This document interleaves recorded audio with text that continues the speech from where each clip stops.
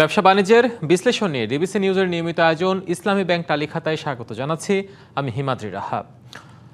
বন্দর সংক্রান্ত আমলাতান্ত্রিক জটিলতা, দুর্নীতি ও অদক্ষতা দূর করে ব্যবসা বাণিজ্য সহজীকরণের লক্ষ্যে আগামী ৩ মাসের মধ্যে বন্দরের সমস্যার সমাধানের আশ্বাস দিয়েছেন অর্থ ও পরিকল্পনা মন্ত্রী আমির খসরু মাহমুদ চৌধুরী। জানান, চট্টগ্রাম বন্দরে সৃষ্ট জট, উচ্চ ট্যারিফ, পণ্য খালাসে বিলম্ব এবং কন্টেনার রাখার স্থান স্বল্পতা দূর করতে বিশেষ উদ্যোগ নেওয়া হবে। দর্শক, এসব নিয়ে আমাদের আজকের আলোচনার বিষয়। আগামী ৩ মাসের মধ্যে বন্দর সমস্যার সমাধানের আশ্বাস। এসব নিয়ে যেমনটি বলছিলাম যে আগামী ৩ মাসের মধ্যে কি বন্দর সমস্যার সমাধান সম্ভব? আমরা এই বিষয় নিয়ে আলোচনা করার জন্য আমাদের সাথে স্টুডিওতে ভার্চুয়ালি যুক্ত আছেন অর্থনীতিবিদ, অর্থনীতি বিশ্লেষক MS সিদ্দিক এবং BKM এর সভাপতি মোহাম্মদ হাতেম। দুজনকে স্বাগত আজকের ইসলামী ব্যাংক তালিকাতে। আমরা শুরুতে মোহাম্মদ হাতেম আপনাকে দিয়ে শুরু করতে চাই। একটু প্র্যাকটিক্যাল এক্সপিরিয়েন্স যদি আপনার কাছ থেকে আমরা নিতে চাই, সেটি হচ্ছে, বলেছেন যে ৩ মাসের মধ্যেই বন্দরের যে সমস্যা আছে সেটি দূর করা সম্ভব এবং তিনি আশ্বস্ত করেছেন। কিন্তু আপনারা ব্যবসায়ীর যে নেতা আছেন, দীর্ঘদিন ধরে যারা আপনার বন্দর ব্যবহারকারী যারা আছেন, তারা কি আশ্বস্ত হতে পারছেন? জি, আমি মনে করি সরকার বা মন্ত্রী মহোদয় যেটা বলেছেন, বন্দর সমস্যা ৩ মাসের মধ্যে সমাধান করা সম্ভব। এটা সম্ভব কখন? যদি সবাই যদি মনে করে যে হ্যাঁ আমরা এটা সমাধান করব। শুধুমাত্র মানসিকতার পরিবর্তন দরকার। যেমন ধরেন, আমি আপনাকে একটু উদাহরণ দিই। গত ১ সপ্তাহ আগে ১০ দিন হয়ে গেছে, আমাদের এক ইম্পোর্টার, আমাদের এক বড় রপ্তানিকারক প্রতিষ্ঠান, ওনারা একটা ২ মেগাওয়াটের একটা সোলার প্যানেলের পুরো সিস্টেমটা আনলেন। ২ মাস আগে ৪ মেগাওয়াটের একটা ওই একই জিনিস ৪ মেগাওয়াট আনছে। ২ মাস আগে ৪ মেগাওয়াট কিন্তু স্মুথলি বের হয়ে আসছে, কোনো সমস্যা নাই। এবং ওনারা যারা এই বন্দর এই জিনিসগুলির উপর একটা সিদ্ধান্ত নিলেন ১ বছর আগে, ওখানকার যারা আছেন দায়িত্বে, তারা এদের মধ্যে একজন আবার এই পরবর্তীর ২ মেগাওয়াটের ইয়েটা যখন আসছে, এটাকে আটকে দেওয়া হলো। ১০-১২ দিন হয়ে গেছে, এটা কিন্তু পোর্টে পড়ে রয়েছে। তাহলে এই যে জটিলতাটা, এটা কিন্তু ইন্টেনশনালি করা হইল। তো এখন এই জন্য যেটা দরকার, মানসিকতার পরিবর্তন দরকার। যে এই যে এটাকে আটকে রাখা হইলো, কার কি লাভ হইলো? কারো কিন্তু লাভ হয় নাই, বরঞ্চ যে আনলো তার প্রতিদিন ১,১৪,০০০ টাকা করে পোর্ট ড্যামারেজ হচ্ছে। তাকে এখন এই পোর্ট ড্যামারেজটা দিতে হবে। তাহলে কি বিষয়টা এরকম যে এই ধরনের জটিলতা তৈরি করে সরকারকে কিছু বাড়তি ইনকামের ব্যবস্থা করে দেওয়ার কি মানসিকতা নিয়ে কি এটা করা হচ্ছে? ব্যবসায়ীদের এই হয়রানি করা হচ্ছে কিনা, সেটা আমাদের প্রশ্ন। তো এই জন্য বলে যে মন্ত্রী মহোদয় যেটা বলেছেন, যে সরকার যেটা বলেছেন যে এইগুলির সমাধান ৩ মাসের মধ্যে সম্ভব, এটা সম্ভব যদি মানসিকতার পরিবর্তন আমরা করতে পারি। নিশ্চয়ই। আপনি বেশ কিছু টেকনিক্যাল টার্ম তুলে ধরেছেন, যে আসলে আপনি যে কথাটা তুলে ধরেছেন, উদাহরণগুলো, এগুলো যদি সত্যি হয়ে থাকে, এগুলো যদি আসলে মানসিকতার পরিবর্তন অভ্যন্তরীণভাবে না হয়, মন্ত্রী মহোদয়ের কথাই আসলে কতটুকু কাজে দেবে সেটা নিশ্চয় প্রশ্ন থেকে যায়। আমরা আপনার কাছে আবারও ফিরবো। অর্থনীতিবিদ MS সিদ্দিক, আপনার কাছে, অর্থনীতি বিশ্লেষক MS সিদ্দিক, আপনার কাছে এবার যে প্রশ্নটি রাখতে চাই, শুনলেন মোহাম্মদ হাতেম তার কিছু প্র্যাকটিক্যাল অভিজ্ঞতা তিনি তুলে ধরেছেন। আপনার কাছে যে প্রশ্নটি রাখতে চাই, আমরা একটা আমদানি নির্ভর দেশে, সে বন্দর একটি খুব ভাইটাল, বন্দর ব্যবস্থাপনা একটা খুব ভাইটাল রোল প্লে করে আমাদের দেশের অর্থনীতিতে। সেক্ষেত্রে মন্ত্রী যে কথাটি বলেছেন ৩ মাসের মধ্যে সম্ভব, যদি সম্ভব হয় আমাদের জন্য নিঃসন্দেহে ভালো। কিন্তু অতীতে যে কাজগুলো হয়নি, এখন কি প্রতিবন্ধকতাগুলো আছে, অর্থনীতির পর্যবেক্ষণ হিসেবে আপনি কি তুলে ধরবেন? ধন্যবাদ। প্রথমে হাতেম সাহেবকে ধন্যবাদ জানাই উনি আশাবাদী হওয়ার জন্য। তবে আমি আবার অত আশাবাদী হতে পারছি না।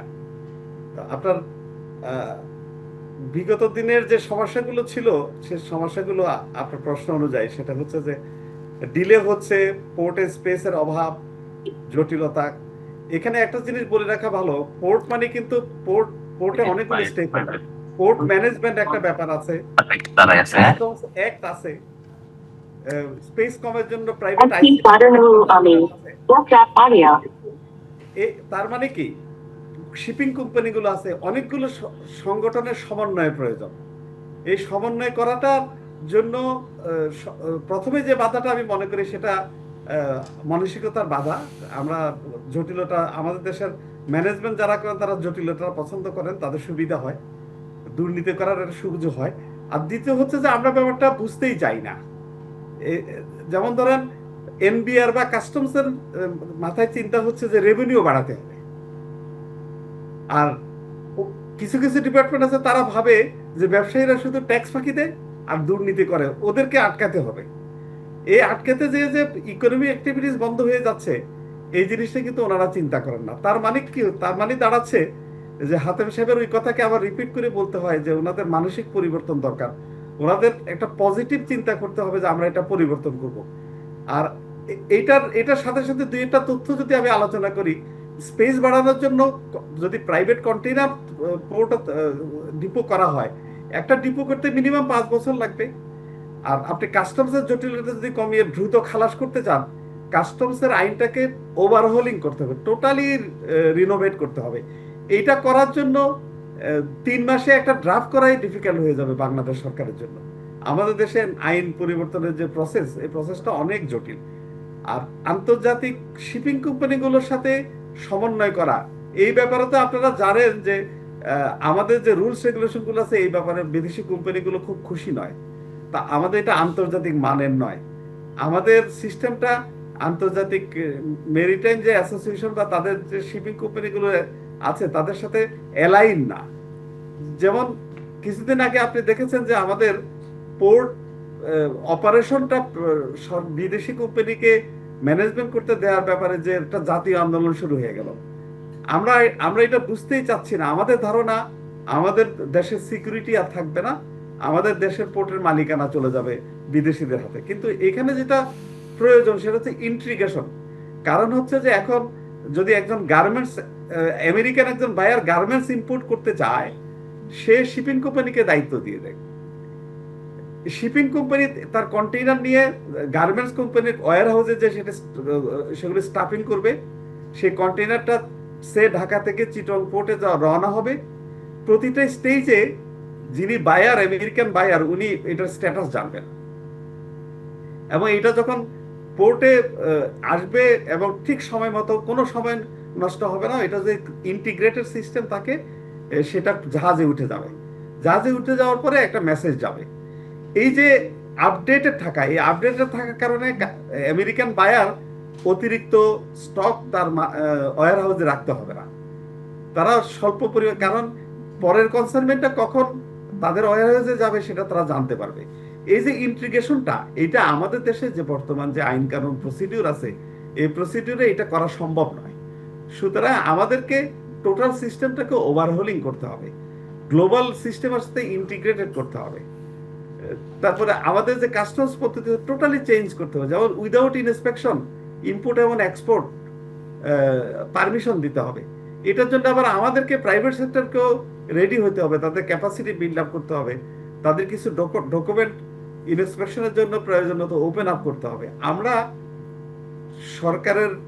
সরকারি কর্মকর্তারা, সরকারের ডিপার্টমেন্ট বা রাজনৈতিক নেতৃত্ব, ইভেন ব্যবসায়ীরা, আসলে সত্যিকার অর্থে আমরা কেউই এই পরিস্থিতিটাকে পরিবর্তন করার জন্য মানসিকভাবে প্রস্তুত নই। নিশ্চয় আপনার কাছে আমরা আবারও ফিরবো। মোহাম্মদ হাতেম, একটি বিষয় এম এস সিদ্দিক একটি বিষয় তুলে ধরেছেন, যেটা বললেন যে আসলে যারা সরকারি কর্মকর্তা আছে তাদের একটা টেন্ডেন্সি থাকে যে ব্যবসায়ীদেরকে আটকানো, বা মনে করে ব্যবসায়ীরা ট্যাক্স ফাঁকি দেয় সবসময়। এই মানসিকতা কিন্তু আমরা অতীতেও দেখেছি। আসলে আপনার পর্যবেক্ষণ কি বলে? আচ্ছা, ট্যাক্স ফাঁকি দেয়, আমি তো বলবো মানে আমার খুব একটা কঠিন কথা বলতে হচ্ছে। তাহলে ট্যাক্স ফাঁকি দেয় কেন দেয়? ট্যাক্সটা ফাঁকি দেয় মূলত ট্যাক্সেশন সিস্টেমের কারণে। এবং আপনি দেখেন যে ডিসিটিদেরকে একটা ক্ষমতা দেওয়া হয়েছে ডিসঅ্যালাউ করার জন্য। এই যে ডিসঅ্যালাউ, এই সিস্টেম যতদিন থাকবে ততদিন ট্যাক্স ফাঁকির সিস্টেমও থাকবে, এক নাম্বার। দুই নাম্বার হচ্ছে টোটাল ট্যাক্সেশন সিস্টেম এখন যেটা করে রাখা হয়েছে, এই সিস্টেমটাই আমি মনে করি মানে একটা বিনিয়োগ এবং ব্যবসার পরিপন্থী একটা সিস্টেম। এটা উদাহরণ টেকনিক্যাল অনেক কিছু বলতে হবে, এটা বলতে গেলে আমি উদাহরণ দিয়ে একটু বলতে পারি। এবং এর সাথে আমাকে যেটা বলতে হয়, মানে সরি টু সে, যারা আমি ট্যাক্স ডিপার্টমেন্ট বা এনবিআর এর কর্তা ব্যক্তি যারা আছেন, তারা শুনলে হয়তো এটা নিয়ে মনক্ষুণ্ণ হবেন, বাট এছাড়া আমার বলার কোনো কিছু নেই। আমার এইখানে বলার বিষয় হচ্ছে যে যারা ডাকাতি করে অস্ত্র নিয়ে, তারা কি করে, একটা অস্ত্র নিয়ে গিয়া ব্যবসা মানে লোকজনকে ধরে তার সবকিছু ছিনিয়ে নিয়ে যায়। আর এনবিআর ট্যাক্স ডিপার্টমেন্ট ব্যবসায়ীদের টাকা এইভাবে লুণ্ঠন করার জন্য জাতীয় সংসদ থেকে, সরি টু সে, সংসদ থেকে একটা অস্ত্র তাদেরকে দিয়েছেন, মানে কিছু আইন কানুন তৈরি করে দিয়েছেন, যেখানে আইনগুলি বেআইনি এবং এই সমস্ত আইনের ইয়ে দিয়ে ব্যবসায়ী আইনের ধারা দিয়ে ব্যবসায়ীদের টাকা ছিনিয়ে নিচ্ছে এনবিআর। যেমন ধরেন, আমি যদি একটা উদাহরণ দিই, আমি আমার সেক্টর নিয়েই বলি, আমাদের কাছ থেকে এআইটি হিসেবে টাকা কেটে নিচ্ছে। মনে করেন আমার কাছ থেকে 1.5 কোটি টাকা, আমার 150 কোটি টাকা এক্সপোর্ট, তার বিপরীতে 1% এআইটি নিচ্ছে সেলের উপরে, আমার সেলের উপরে ট্যাক্স নিচ্ছে। এআইটি নিয়ে গেল 1.5 কোটি টাকা, আমি যখন রিটার্ন দাখিল করলাম দেখা গেল আমার 1 কোটি টাকা প্রফিট। তাহলে 12% কর্পোরেট ট্যাক্স রেট হারে আমার কাছ থেকে ওনারা পাওনা হলেন 12 লাখ টাকা, কিন্তু নিয়ে গেলেন 1.5 কোটি টাকা, তার মানে 1,38,00,000 টাকা বেশি নিয়ে গেলেন। এটা ফেরতও দিলেন না, এটা কোথাও সমন্বয় করার ব্যবস্থা রাখেন নাই, এবং এটা পরবর্তী বছরের জন্য ক্যারি ফরওয়ার্ডের ব্যবস্থা নাই। আচ্ছা, এবার আসেন, একই ফাইলে আমাকে হয়তো কোথাও গিয়া ওনারা বললেন যে আপনার তো এফডি এর উপরে ইন্টারেস্ট হচ্ছে, ইন্টারেস্ট যা নিছেন সেটার উপর ট্যাক্স হচ্ছে 27.5%, ব্যাংক মানে সোর্সে কেটে নিছে 10%, বাকি 17.5% আপনাকে এখন দিতে হবে। তো আমি যদি বলি আপনি তো ওই যে 1,38,00,000 আমার থেকে এই ফাইলের মধ্যে 1,38,00,000 বেশি নিয়ে রাখছেন, ওখান থেকে এটাকে এখানে যেটা আপনি দাবি করতেছেন এটা ডিডাক্ট করেন, হবে না, এটাকে আপনাকে দিতে হবে নতুন করে। আচ্ছা, আবার বলছে যদি এটা প্রপার্টিশিপ কনসার্ন না হয়, ওই 1.5 কোটি টাকার উপরে আপনার 30% হচ্ছে সারচার্জ, তাহলে 30%-এ 1.5 কোটি টাকার আসে 45 লক্ষ টাকা। এখন এই 45 লক্ষ টাকাও আমাকে নতুন করে জমা দিতে হবে, জমা না দেওয়া পর্যন্ত আমার রিটার্ন দাখিলও আমি করতে পারবো না। এই জুলুম, এই ডাকাতি, এইটা যদি যতদিন বন্ধ না হবে এবং ট্যাক্স ডিপার্টমেন্টের বা অর্থাৎ এই জায়গায় একটা বড় ধরনের রিফর্ম দরকার, সংস্কার দরকার, আপনার মত হচ্ছে সেটা। আমরা আপনার কাছে আবারও ফিরবো, আমরা দুজনের কাছে আবারও ফিরবো, একটা ছোট্ট বিরতির সময় হয়ে গেছে। দর্শক, বিরতি নিচ্ছি, ব্যবসা বাণিজ্যের বিশ্লেষণ নিয়ে ইসলামী ব্যাংক তালিকা খাতায় ফিরছি একটু পরে, সাথে থাকো।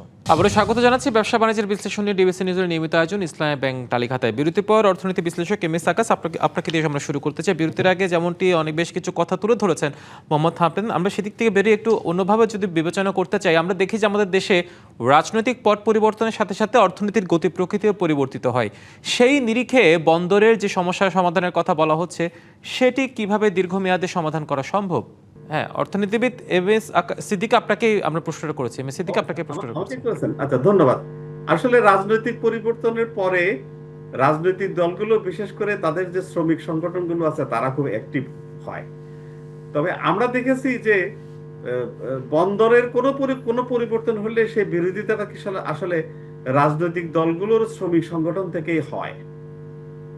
এবং শুধু আরো ট্রেড ইউনিয়ন আছে, কর্মচারীদের কর্মকর্তাদের বিভিন্ন অ্যাসোসিয়েশন আছে। যেমন কাস্টমসের কোনো পরিবর্তন হলে কাস্টমসের কর্মচারীরা এবং অফিসাররাও এটার বিরোধিতা করে। আপনি দেখেছেন যে এনবিআর কে যখন 2 ভাগ করে পলিসি এবং ইমপ্লিমেন্টেশন আলাদা করার চেষ্টা করা হলো, তখন কাস্টমস কর্মকর্তারাই কিন্তু, সিনিয়র কর্মকর্তারাই কিন্তু এটার বিরোধিতা করলেন। অর্থাৎ কোন ধরনের পরিবর্তন চান না, কিন্তু যারা এই যে বিভিন্ন সংগঠনগুলো আছে, এগুলো আমাদের দেশে যখন রাজনৈতিক সরকার থাকে তখন ওনারা খুব বেশি অ্যাক্টিভ থাকেন। এই জন্য দেখা যায় যে অগণতান্ত্রিক অথবা ইন্টারিম কোনো গভর্নমেন্ট দ্রুত কিছু রিফর্ম করতে পারে। আমাদের নতুন সরকার আসলে নতুন একটা আশাবাদী আমরা হই, আমরা খুব তৎপর হই, সরকারের সাথে যোগাযোগ করে তাদেরকে বিভিন্ন পরিবর্তনের কথা বলি। এই পরিবর্তনের কথাগুলো কাদেরকে বলি?